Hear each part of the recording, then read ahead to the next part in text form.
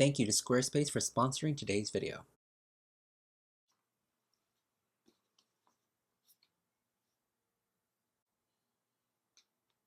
Do I even need to say anything else? No, I don't, because this right here is pretty self-explanatory to me. I just can't believe I'm actually sitting here filming this, just doing a reading vlog for this book. People have been just saying a bunch of crazy things, and I've seen and heard other crazy things that I'm just like, am I ready for this? Will I regret the effort, my time, going into this book? Who knows? I'm here for a good time. So that's all I'm gonna say. I honestly have no idea what this book is about, aside from the fact that it's about a young woman who falls in love with a big blue-dicked alien. I mean, hey, if humans can fall in love with vampires, werewolves, gargoyles, sharks, I mean, why not bring aliens into the mix, am I right? So yeah, just to reiterate, my expectations are at an all-time low for this book. And aside from seeing it being mentioned here and there on Booktube, massively mentioned on Booktok. Aside from that, I've pretty much avoided any spoilers for this book. I do know that this is the first in a trilogy, and that there are a bunch of trigger warnings for this book as well. So yeah, that's a fun thought. So before we dive into this 100% wholesome goodness that is this book, I would like to take a moment to thank today's video sponsor.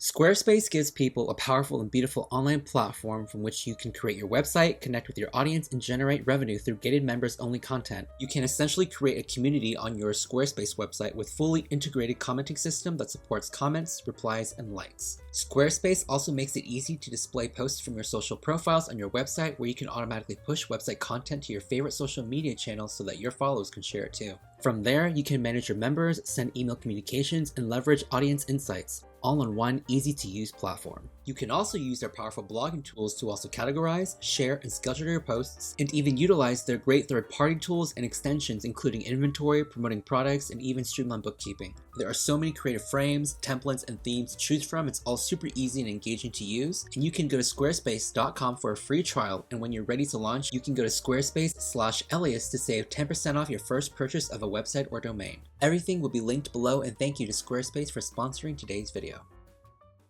Alright, and with that being said, let's go ahead and see what this book is all about.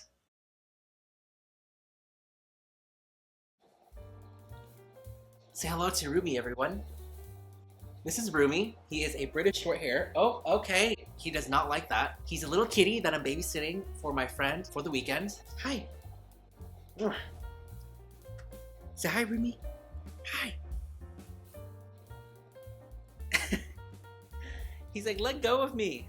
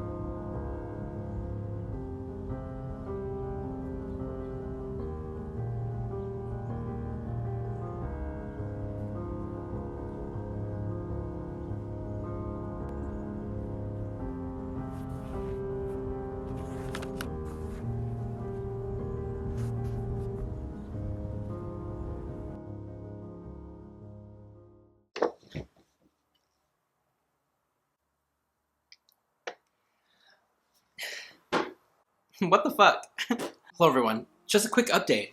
So I am now 50 pages into this book. Am I mortified with everything that is happening and going on in this book? Heck fucking yes. You know, it's giving me secondhand embarrassment. I knew this was a bad idea, but did I listen to anybody? Am I full of bullshit, continuously making the same stupid decisions and mistakes in my life? Apparently, because that's the brand here that we're going on for this channel and me.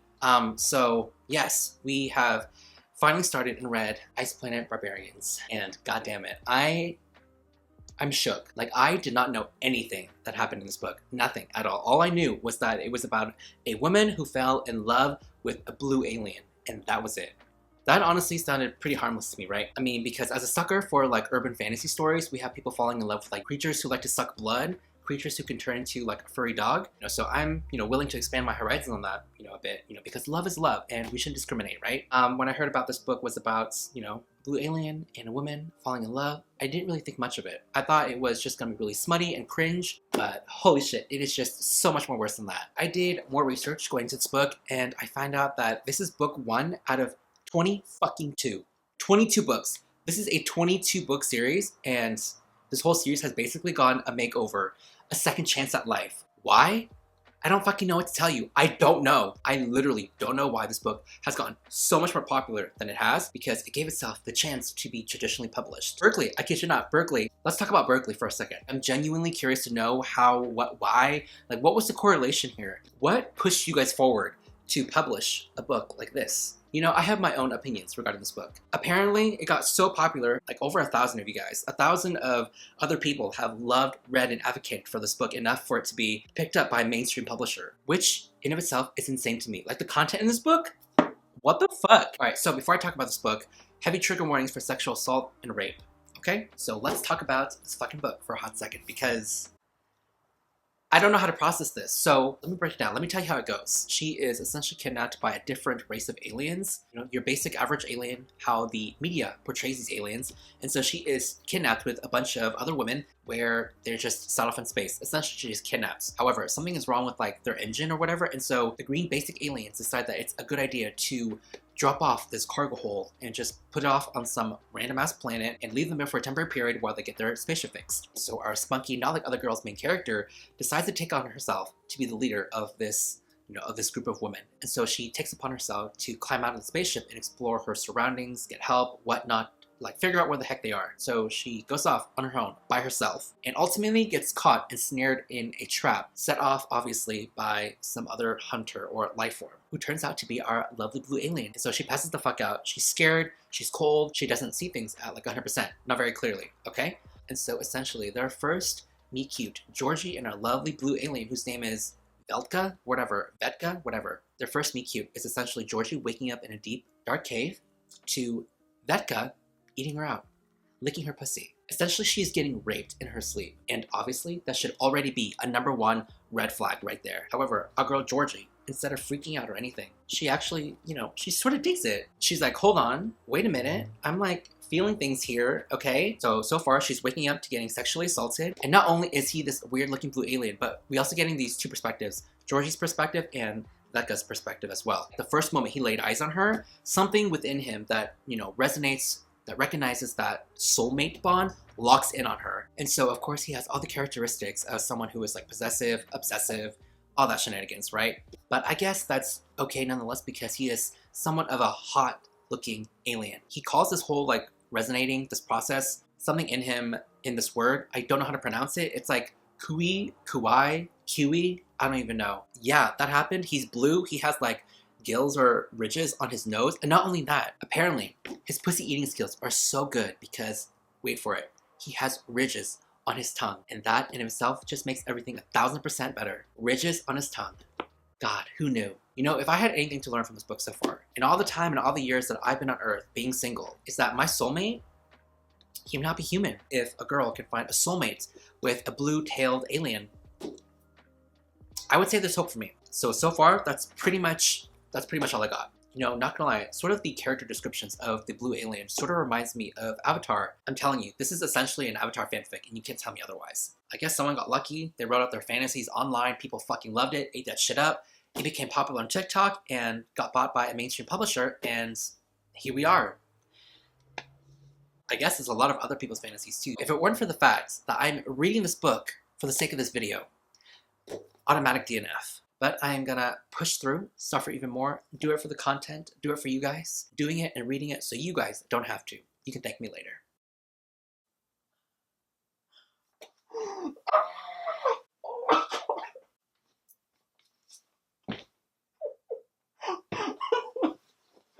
Oh my fucking god. I am at the part. Bitch. I mean, of course, not only does he have ridges on his face, on his body, on his tongue, of course he has ridges on his huger than horse wiener. Why am I not surprised? Well, actually, I was surprised because it goes heavily in depth in it, and wow, who knew, right? Ridges on the penis.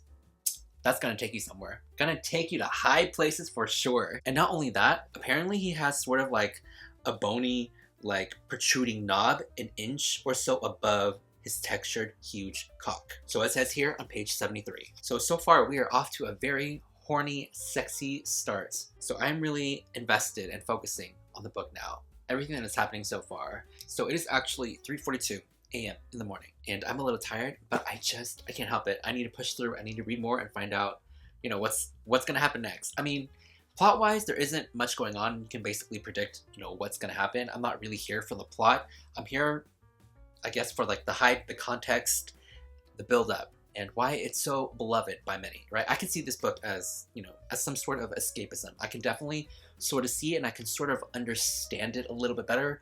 Who knows what I'll think by the end of this book, but I mean, all jokes aside, there are some serious issues with it as well. I mean, if you're gonna read it in all seriousness, like critically, analytically, you're not gonna get anywhere, okay? The writing isn't the worst writing I've ever seen. The writing actually in here, it isn't that bad in my opinion. Like, I'm actually having sort of like a semblance of a good time, you know? Even with all the jokes and the negativity, I find myself to be laughing at a lot of the stuff that's happening in this book. It's fucking ridiculous. But I guess on like a more serious note, serious aspect, like consent in this book, pretty much non-existent in this planet. Like our main character herself, Georgie, she actually tells herself on page 61 that she has Stockholm Syndrome. I mean, everything that's happening in this book so far sort of points in that direction. I'm not sure what the author, Ruby Dixon, is trying to say, but also going to the part where I was laughing for a bit was, you know, obviously Georgie and Vectil have like a language barrier, so communication-wise it's a little difficult for them to like understand each other and all that. When they finally do get to give their names out, Vectil, the blue alien, calls Georgie Shorshi because there's like difficulty in pronunciation. So Georgie is now Shorshi, which I thought was, it was funny. I don't know why, maybe it's late at night, but I found myself to be laughing at that. For Vectil, Georgie calls him Huptul or something like that at some point for a bit. So I thought that was, you know, kind of funny and kind of cute, not gonna lie. What the fuck is happening? Oh my god, am I endorsing this relationship here? Like, what? So I finished the Planet Barbarians late last night, slept on it, you know, took everything in. I wanted to take a break, sleep on it before I gave my final rating. Here's the thing, you guys. Even though inherently there are so many things wrong and so many things that are just bad within this book, I actually genuinely had a really good time reading this. I don't know what it was. Maybe it's the circumstances that I'm in doing a reading vlog for this book. Maybe it's because, I don't know, I'm at a time in my life where I'm just so single at this point that a super heated, fictional, I might add, exotic romance between a human and a blue alien with a tail isn't that far-fetched to me. Am I condoning or endorsing this relationship or everything that has happened in this book? Absolutely fucking not. Okay, let's get that clear. This book, in of itself, if I had to give it a rating, just on a critical sense, 1 fucking star, obviously. Or, you know, at this point, do I even give it a rating for a book like this, right? However, on an enjoyment level, on a rating that I actually had a good time reading this book, listen, you might not agree, but at the end of the day, I think I'm gonna give this book 3 to 5 stars. I said what I said. However, I'm not here to lie to you guys, like I'm being 100% transparent. I think that this might be the biggest plot twist than anything that has ever happened in this book. Did anything even substantial happen in this book? Was there any plot? I would say pretty much non-existent. You're just here sort of for the vibe, sort of for what is going on in that moment. Like I said previously in the beginning, I kid you not, I really truly think this is literally Avatar fanfic with the blue people. I feel like at the beginning of the video, I would never have imagined that I would give this book more than like 1 star. However, I think in all fairness, this is the type of book where you can't really rate it as sort of like a critical level because, hello, the title itself, Ice Planet Barbarians, you're not supposed to take it at face value, right?